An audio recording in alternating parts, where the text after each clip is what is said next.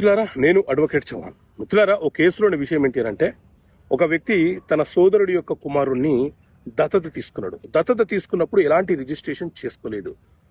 అతను చనిపోయిన తర్వాత అతని యొక్క భార్య ఏమంటుంది అని అంటే, మేము అతన్ని అడాప్షన్ తీసుకోలేదు, అడాప్షన్ అనేది చెల్లుబాటు కాదు అని చెప్పి మాట మార్చింది. సో ఇలాంటి సందర్భాలలో అడాప్షన్ అనేది చెల్లుబాటు కాకుండా పోతుందనంటే, మిత్రులారా, మన దేశంలో Hindu adoption and maintenance act 1956 అనే చట్టం ఉంది.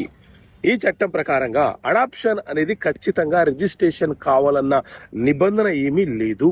అడాప్షన్ అనేది భార్య భర్తలు ఇద్దరు కూడా ఒకే అంగీకారానికి వచ్చి ఇచ్చే వ్యక్తుల యొక్క అంటే ఇచ్చే తల్లిదండ్రుల యొక్క అంగీకారంతో 15 సంవత్సరాల లోపు పిల్లలను ఈ తల్లిదండ్రులు ఇద్దరు అడాప్షన్ తీసుకోవచ్చు. ఈ అడాప్షన్ తీసుకున్నప్పుడు సాధారణంగా అయితే హిందూ సాంప్రదాయం ప్రకారంగా ఒక హోమ కార్యక్రమం అనేది నిర్వహించాలి.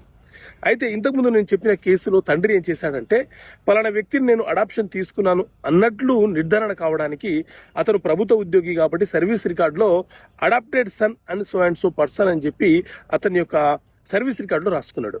దానిని బేస్ చేసుకుని అతను ఈ అడాప్షన్ సన్ ఎవరైతే ఉన్నాడో అతను ఫ్యామిలీ మెంబర్ సర్టిఫికేట్ తీసుకున్నాడు.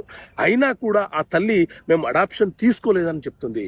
కానీ Hindu adoption and maintenance act ప్రకారంగా ఒక్కసారి అడాప్షన్ తీసుకున్నట్లు రుజువు అయితే ఆ అడాప్షన్ ని రద్దు చేయడం అనేది అసంభవం.